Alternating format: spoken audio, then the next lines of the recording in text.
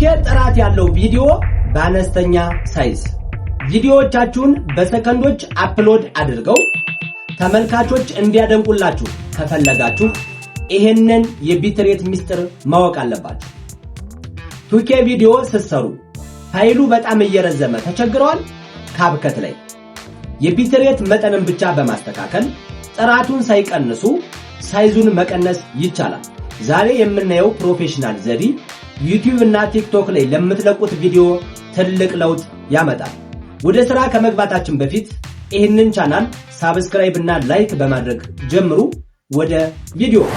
በዛሬ ቪዲዮአችን የማሳያችሁ የቪዲዮ ጥራታችሁን 2K አድርጋችሁ አፕሎድ ስታደርጉ ወይም ደግሞ ካብከት ላይ ኤክስፖርት ስታደርጉ ረጅም ጊዜ እየወሰደባችሁ እንዲሁም ደግሞ ዳታችሁን እየጨረሰባችሁ ለተቸገራችሁ ሁሉ በቀላሉ ካብከት ላይ አንድ አዲስ ሴቲንግ በማስተካከል በአጭር ጊዜ ኤክስፖርት ማድረግ፣ በአጭር ጊዜ ዳውንሎድ ማድረግ ዩቲዩብ ላይ እንዲሁም ደግሞ ቲክቶክ ላይ በቀላሉ እየጫናችሁ ጥራታቸው ሳይቀንስ ፍሬም ሬታቸው ሳይቀንስ አንድ ሴቲንግ ብቻ በማስተካከል እንዴት ሳይዙን ቀንሰን በአጭር ጊዜ መጠቀም እንደምንችል በዚህ ቪዲዮ አሳያችኋለሁ። ሁላችሁም እስከመጨረሻው ተከታተሉ።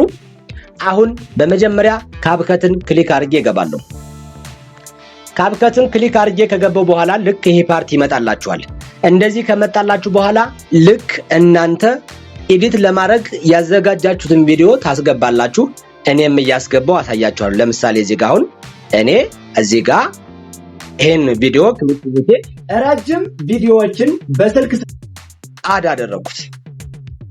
ይሄን ቪዲዮ አርስ አድርገው እናንተ አሁን ይሄን ቪዲዮ መጀመሪያ ያስገባችሁ ነው። በሙሉ ኤዲቲንግ ላይ የሚያስፈልጋችሁን ፓርቶች በሙሉ ገብታችሁ ኤዲት ታደርጋላችሁ። ካብከት ላይ ኤዲት ብዙ ኤዲት ስታደርጉበት የቪዲዮው ሳይዝ እየጨመረ ነው የሚሄደው። ስለዚህ ሁላችሁም እዚህ ላይ ኤዲት ካደረጋችሁ በኋላ መጨረሻ ኤክስፖርት ከማድረጋችሁ በፊት እዚች ላይ 1080p የምትላለች ይችን ገብታችሁ ማስተካከል ሁሌም በየቪዲዮአችሁ የማይረሳ ነገር ነው። ስለዚህ 1080p የምትለዋን ክሊክ አደርጋለሁ። ይሄን ካደረኩ በኋላ አሁን ይሄን ቪዲዮ እንግዲህ እኔ ኤዲት አድርጌ ጨርሻለሁ። አሁን ኤክስፖርት ላደርግ ነው። ስለዚህ ተመልከቱ። አሁን ባለበት እንዲህ እንዳለ የዚህ ቪዲዮ ሳይዝ 1152 ሜጋባይት ነው። ስለዚህ በጂቢ 2GB 3GB ሁሉ በላይ የሚሆን ሳይዝ ቪዲዮ አለ። እርዝማናቸው እየጨመረ በሄደ ቁጥር ኤዲት የምናረጋቸው አቅም እየጨመረ በሄደ ቁጥር ሳይዛቸው ይጨምራል። በዛ ሰዓት በጣም ፈጣን ኔትወርክ ያስፈልጋቸዋል ወይም ደግሞ አፕሎድ ለመደረግ ረጅም ጊዜ ያስፈልጋቸዋል። ይሄንን በቀላሉ እንዴት መፍታት እንደምንችል ነው የምናየው። ስለዚህ እዚህ ጋር ማንኛውም ቪዲዮ ኤክስፖርት ስታረጉ ሪዞሉሽናችሁ 2K መሆኑን ቼክ አድርጉ። ይሄው 1080p ነው የሚል እኔ እዚህ ጋር ሳባርጌ 2K አድርገዋለሁ። እንግዲህ ተመልከቱ ከታች ይሄው 1152 ነው ብያችኋለሁ አይደል? ይሄው 2K ሳረገው ስንት እንደሚሆን እዩት። 2879 ሜጋባይት መጣ 2K ሳረገው። ሪዞሉሽኑን ብቻ ሲጨምረው ሳይዙን ጨመረው። አያችሁ ከ1152 2879 ማለት ወደ 1700 በላይ ሜጋባይት ነው የጨመረ። አዩት እንግዲህ ከዛስ ፍሬም ሬት ማስተካከል አለባችሁ። ፍሬም ሬታችሁ ሁሌም የሚሆነው እዚህ ጋር 60 ፍሬም ሬት ይሆናል ማለት ነው። ስለዚህ እዚህ ጋር ሙሉን ታደርጉታላችሁ። አያችሁ ይሄን ካደረጋችሁ በኋላ ተመልከቱ እንግዲህ አሁን ሪዞሉሽኑን 2K አድርጌያለሁ፣ ፍሬም ሬቱን 60 አድርጌያለሁ። በራሱ ጊዜ ይሄን ሳደርገው አይውላችሁ እዚህ ጋር 50 ታች ቢትሬት ወይም ደግሞ MBPS ይላል። ስለዚህ ይሄን በራሱ ጊዜ ምን አደረገው 50 ላይ ወስዶ ራሱ አስቀመጠው ሲስተም ማለት። ስለዚህ በዚህ ሰዓት ስንት ነበር ሳይዙ 5278 አያችሁ።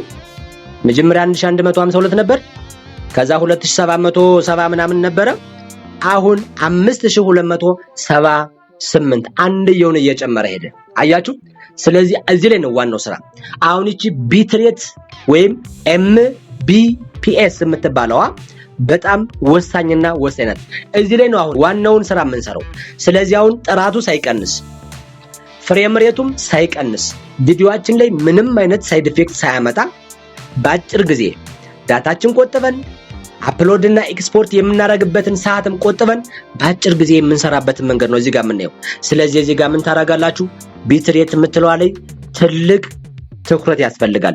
እኔ አሁን ቢትሬቱን ስንት አደርገዋለሁ አውርጄ ተመልከቱ። ሌላውን ሳልነካ ቢትሬቱን ብቻ አመጣና 20 ላይ ቁጭ አደርገዋለሁ። አስቡት። አያችሁ መጀመሪያ 1152 ነበር ምንም አይነት ጥራቱ 1080 ያለ። አሁን ጥራቱ 2K ሆኖ ፍሬም ሬቱ 60 ሆኖ ተጨምሮበት ስንት መጣ? 5000 ምናምን የነበረው 2015 አያችሁ ከግማሽም በታች አወረደው። ይሄንን ካደረጋችሁ በኋላ አሁን ተመልከቱ። ይሄንን ካደረጋችሁ በኋላ ኤክስፖርትን አርጉት። እዚህ ጋር ተመልከቱ። እንግዲህ ኤክስፖርት እያደረኩ ላሳያችሁ። ይሄው አያችሁት አይደል?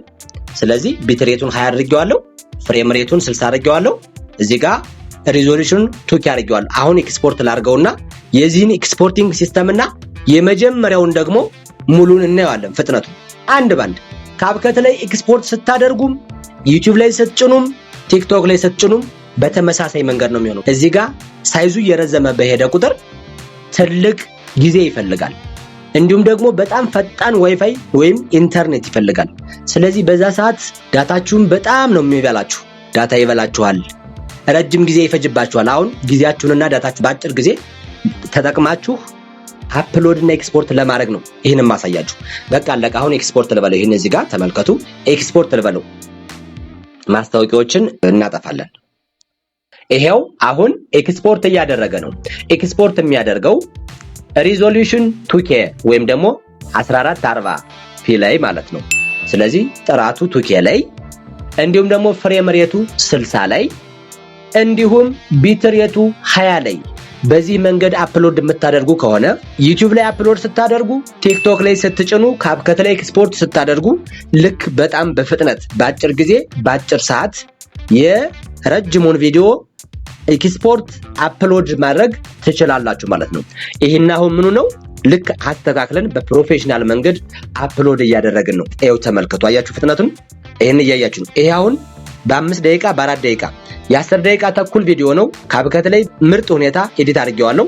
ስለዚህ ሜጋ ባይቱ 1.3 ምናምን ጂቢ ነው የነበረ። አሁን ግን ቀንሼ ስንት አድርጌዋለሁ? 2150 ሜጋባይት አምጥቻለሁ። ጂቢ እና ሜጋባይት ያው ጂቢ ከፍተኛ ስለሆነ ማለት ነው። ስለዚህ በጣም ከግማሽ በታይ በወረደ ሳይዝ ጥራታቸውን እንዲሁም ደግሞ ፍሬም ሬታቸውን ሳንቀንስ በዚህ መንገድ አፕሎድ እናደርጋለን ማለት ነው። ይሄን ካደረግን በኋላ ይሄን ለማሳየት ነው። እኔ አሁን ይሄን ኤክስፖርት ማድረገው ለእናንተ ለማሳየት ስለሆነ ቀጣይ ደግሞ ያኛውን ኤክስፖርት እንዴት እንደምናደርግ ላሳያችሁ። ተመልከቱ። በዚህ ፍጥነት ነው ይሄን ኤክስፖርት የሚያደርገው። እዚህ ጋር ይሄን ልንካና ይሄን አጠፋዋለሁ። እንዲያርጌ እዚህ ጋር ይሄን ኳይት ስለው እንደዚህ ይመጣል። እንዲህ ከመጣ በኋላ ተመልከቱ። አሁን ላይ ኤክስፖርት ያደረኩት ጥራቱ 2K 60 እና 20 ላይ ነው። አሁን እዚህ ጋር ቢት ሬቱን ምን አደርገዋለሁ? 50 ላይ አደርገዋለሁ። አያችሁ መጀመሪያ 20 ላይ እያለ ስንት ነበር? ይኸውላችሁ 2015 ይኸውላችሁ 20 ላይ ሲሆን 2015 የነበረውን ቢት ሬቱን እንደዚህ ጨምር ሳረግበት ይኸው 5086 ይመጣል። ስለዚህ አሁን ይሄን 5086 ደግሞ እንዴት በምን ያህል ፍጥነት እዚህ ጋር ኤክስፖርት እንደሚያደርገው ላሳያችሁ። ሁለቱን ኤክስፖርት አድርጌ ያሳያችኋለሁ።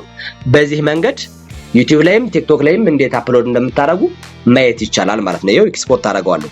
ይሄው አሁን ደግሞ አያችሁ 2015 የነበረውን ወደ 5086 አካባቢ የደረሰውን እንዴት አፕሎድ እንደሚያደርገው እዩት። አያችሁ ሜጋባይቱ ወይም ደግሞ የፋይል ሳይዙ እየጨመረ በሄደ ቁጥር አፕሎድ የምታደርጉበት ጊዜ በጣም እየረዘመ ይሄዳል። ስለዚህ ከቅድሙ ደግሞ ይሄ በጣም ዘገየ። አያችሁ ያነ በፍጥነት ነው፣ በፕሮፌሽናል መንገድ ነው። ይሄ ደግሞ ረጅም ጊዜ ነው የሚያስጠብቃችሁ። ስለዚህ በዚህ መንገድ ኤክስፖርት እያደረጋችሁ ይሄ ምንም አይነት ቢትሬት ሳቀንሱ አፕሎድ የምታደርጉት ነው። ያኛው ግን ቢትሬት አስተካክላችሁ ነው። ስለዚህ የተሻለው በፕሮፌሽናል መንገድ ቢትሬቱን አስተካክላችሁ አፕሎድ ማድረግ፣ ኤክስፖርት ማድረግ። ኤክስፖርት ስታደርጉ ካብከት ላይ በፍጥነት ዩቲዩብ ላይ ስጭኑ በፍጥነት እንዲሁም ደግሞ ቲክቶክ ላይ ስጭኑ በፍጥነት በአጭር ጊዜ የምትፈልጉትን በፕሮፌሽናል መንገድ ለመልቀቅ ይሄንን መንገድ ተጠቀሙ። በዚህ መንገድ ስሩ። ይሄንን ኤክስፖርት ማድረገው ለእናንተ ለማሳየት ስለሆነ ሙሉ ኤክስፖርት እስከሚያደርግ ምክንያቱም ረጅም ሰዓት ስለሚፈጅ አልጠብቅም። እዚህ ጋር አቋርጠዋለሁ ማለት ነው። በዚህ መንገድ ገብታችሁ ይሄን ከሰራችሁ በኋላ ካብከት ላይ ኤክስፖርት ስታደርጉ ዩቲዩብ ላይ ስጭኑ ቲክቶክ ላይ ያለውን ለውጥ ሁሉንም ነገር በግልጽ ታይቷላችሁ። ስለዚህ በዚህ መንገድ በፕሮፌሽናል መንገድ ቪዲዮአችሁን በአጭር ጊዜ ጥራቱን ሳትቀንሱ ፍሬም ሬቱን ሳትቀንሱ በፕሮፌሽናል መንገድ በማስተካከል መስራት ትችላላችሁ። ዛሬ ያየነው የቢትሬት ማስተካከያ ቪዲዮዎቻችሁን በፕሮፌሽናል ደረጃ በፍጥነት እንድትጭኑ ይረዳችኋል። እናንተስ ቪዲዮ ኤዲቲንግ ላይ የሚያጋጥማችሁ ትልቁ ፈተና ምንድነው? መልሳችሁን ኮሜንት ላይ አስቀምጡልኝ። ለቀጣይ ቪዲዮ መነሻ ይሆነኛል። ቪዲዮውን ከወደዳችሁት ላይክ እና ሳብስክራይብ አድርጉ። ለጓደኞቻችሁም ሸር አድርጉት። ስለተከታተላችሁኝ አመሰግናለሁ።